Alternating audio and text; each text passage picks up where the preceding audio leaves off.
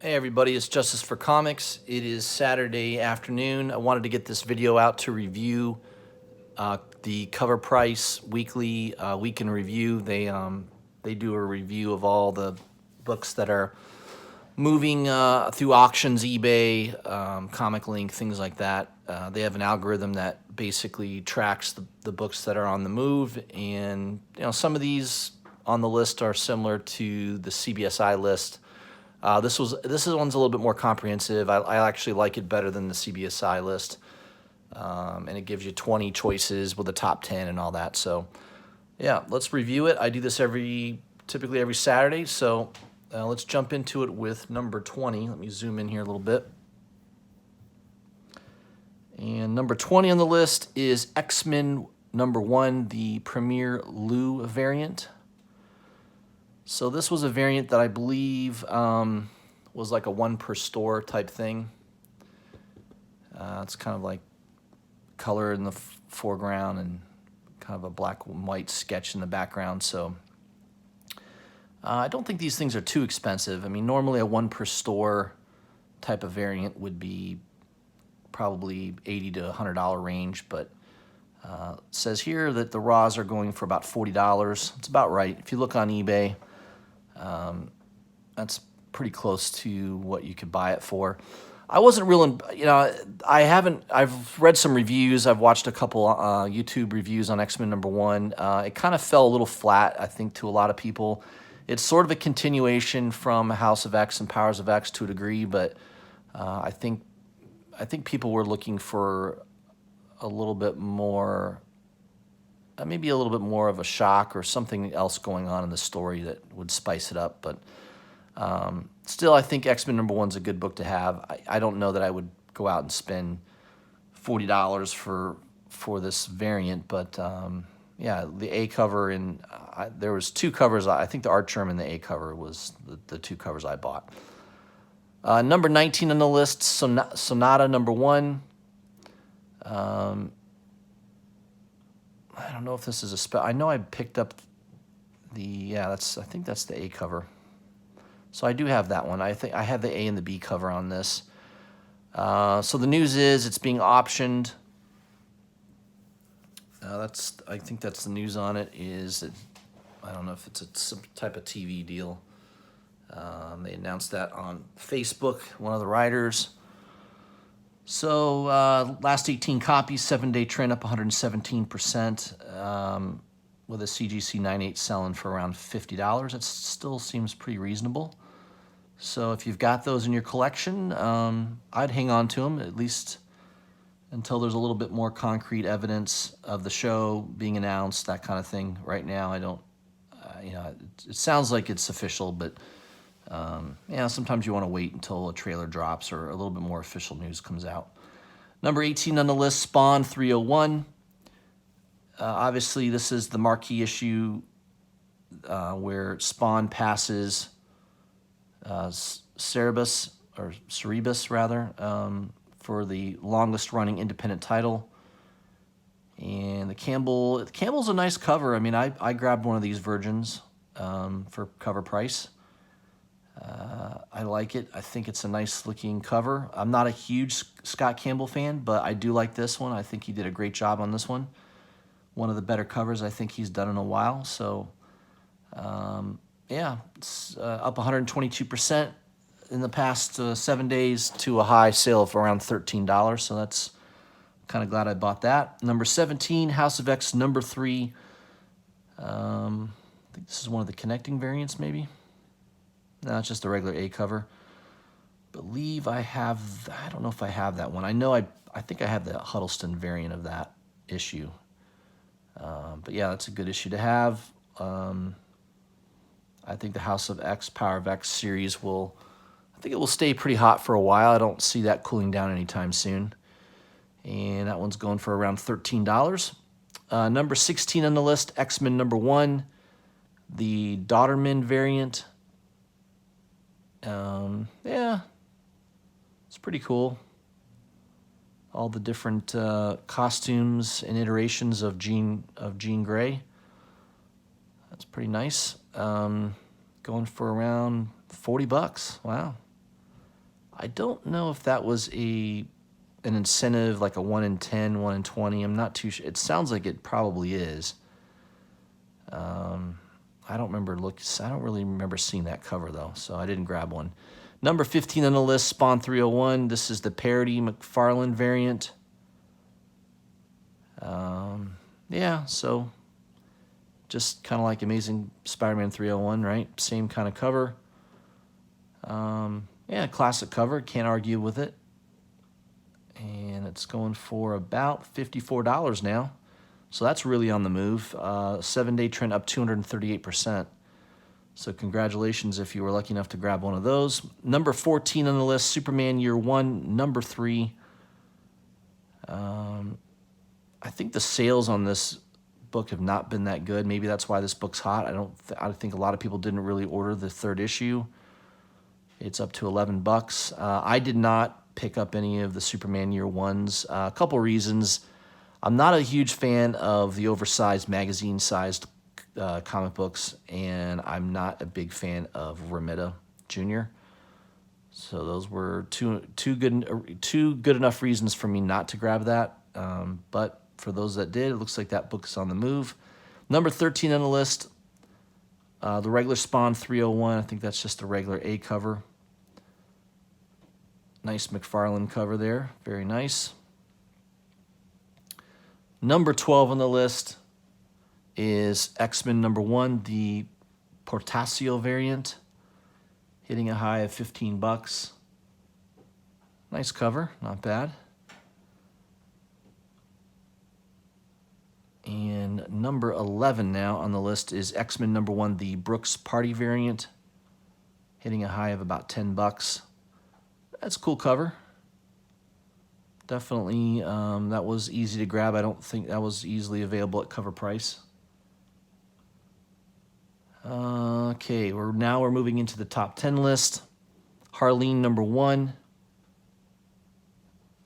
I like this book. I like the cover. The story was really good. I really thought the artwork inside was excellent. Sedgwick, I believe, is the artist. Yeah, he did a good job. I'm interested in the next couple issues. I think it's only a 3-issue series, so definitely going to be grabbing the next 2. Number 9 on the list is X-Men Annual number 14 from 1980. This is the true first appearance of Gambit. I think he's in at least one full panel, so some people say it's cameo. I don't know. It's debatable whether it's cameo or first appearance. I think more people lately have been leaning towards that it's a first appearance of Gambit. So that one might be a good, I think you can buy it decent condition for around $20 to $25. So that might be a good book to keep your eye on. Number 8 on the list, Incredible Hulk 181. Obviously a marquee book, probably the most important Bronze Age book by far. And one of the best covers from the Bronze Age, in my opinion. And yeah, 9.4 just sold for $8,300. So the only way this book gets the only way it gets cheap is if we go through a recession, because there's always going to be somebody who's willing to pay more money for a 181. So I don't know. I'd like to get my hands on one eventually. Eventually, I think I'll get one. I'd like to at least get a 9.0 or higher. I'd love to get a raw copy 9.0 or higher, but those are getting a little harder to find. So we'll see. That's one of my long-term goals, is to get that issue again. Number 7, Nova number 1. Pretty sure that he's going to appear in a upcoming Marvel Universe movie. Kevin Feige has already indicated that he wants to put Nova in a movie. So that book is going to stay high for a while. 9.8s definitely are going to be big money. $1,100 one just sold for this past week. If you go on eBay, I think $100 to $150 is going to be your range, depending on condition. I think if you really want a nice, really high-grade copy of Nova number 1, I think you're going to be like $180 to $200 range. You know, a lot of auctions. There's not a lot of buy it nows. And if you do see one around $100, yeah, it's going to be very, you know, fine to very fine. So it's going to be like an 8 to an 8.5, maybe 7.5. I'd like to get one a little bit better. You know, I don't have one in my collection, so I'd like to be able to get a really nice copy, you know, on a really good deal. But yeah, I think it's going to be tough to get a really nice copy. You know, I think the days of getting this book cheaply are over. So yeah, it's just that's the only problem with it is a lot of people know about it. It's a well-known spec book. Therefore, it's going to be tough to find a really good deal on that. So yeah, that's one I would like to find. But you know, Nova, it's not a character that I'm all that excited about. Like if Nova came out with his own comic book right now, and you know, volume 7 or whatever, Marvel came out with a new Nova book, I don't think it would do very well. I don't think there's that many people really interested in the character. I just think speculators are kind of driving the demand for the book right now. Number 6, Monstrous #1. Looks like there were incorrect rumors of this book being picked up by HBO Max. There are a lot of people that do think it will be developed into a TV series. It says now that it's currently with AMC. So I don't know. I mean, the book is not real cheap. I think it's a $50, $60 book for the A cover. I know there's a second print that goes for a lot more money. That's a lot more rare. I do have a first printing of this in my collection, and it's, you know, it's beautiful artwork. The story in the beginning was really good. It's been kind of tough to follow lately. I got to admit, the last 3 or 4 issues I've been reading, I'm a little lost. I don't know. It's not holding my attention like it was. So, yeah, that's the only problem with it. But it's a good series, no doubt about it. Number 5, House of X #5. Another House of X book that's doing well. Cool cover. I got that coming in my Midtown order, I believe. That's a nice book to have in your collection. Number 4 on the list, Spawn #1 from 1992. Heavily printed book, direct editions. There's millions of them. I think 2 million was the print run when it came out. So you know I can go to a local comic book shop and I can get a near mint copy for about $25 to $30 still, no problem. There's still a lot of shops and dealers that have tons of Spawn #1s. The newsstand version is the one you really want to try to find. That one is worth 3 to 4 times the value of the regular cover. So if you can find a newsstand copy, that's the one to buy, in my opinion. Number 3, X-Men 188. First appearance of Serafina. It's thought to be the same girl introduced in X-Men #1, so that's what's driving this. Older character being pulled out of the back issue bins. I picked up a couple copies of this recently for around $3, $4, pretty cheap. And it says here they're going for about a high price of about $12. So yeah, it was a good find. You can find them pretty easily. I found 2 copies, and I didn't look that hard. So it's definitely one that if you go to your local comic book shop, I think you got a chance at it. But the longer you wait, the harder it is to find it. Number 2 on the list is Uncanny X-Men 467. This is the first appearance of Dr. Devo, a.k.a. the man behind the curtain. He's also a character appearing in X-Men #1. 7-day trend up 190%. Raw's going for around $17. This was one that was a little harder for me to find. I could not find it at my local comic book shops. I went to several of them, and they weren't in, they obviously were pulled or somebody grabbed them before I got there. I did find one online for fairly cheap. I think it was under $10. So I do have a copy coming to me. Yeah, it could be a key issue. I don't know. Long term, it may be one to make sure you have in your collection. And the number 1 on the list is Spider-Man Unlimited #1. First appearance of Shriek. This was a book I had in my collection at one time.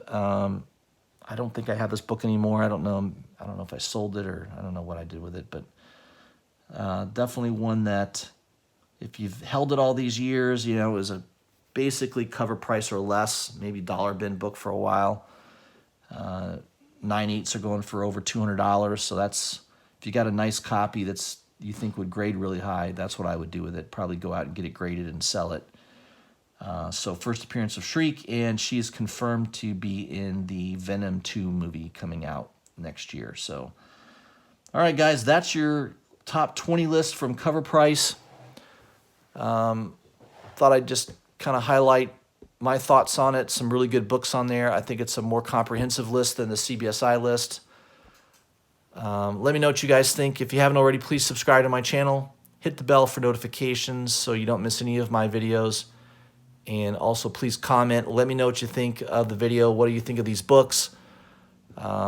Please leave a comment on that. And I will see you guys early in the week. I'll have another video out probably on Monday. Oh, by the way, Monday, I'll send out a video and an Instagram notification on this. But Monday, Jim's Comics and I plan on doing a live stream on Jim's channel, and we're gonna have Esteban Salinas on there. He's going to be showing his cover to the next Rejected comic that he's got coming out, Rejected 3.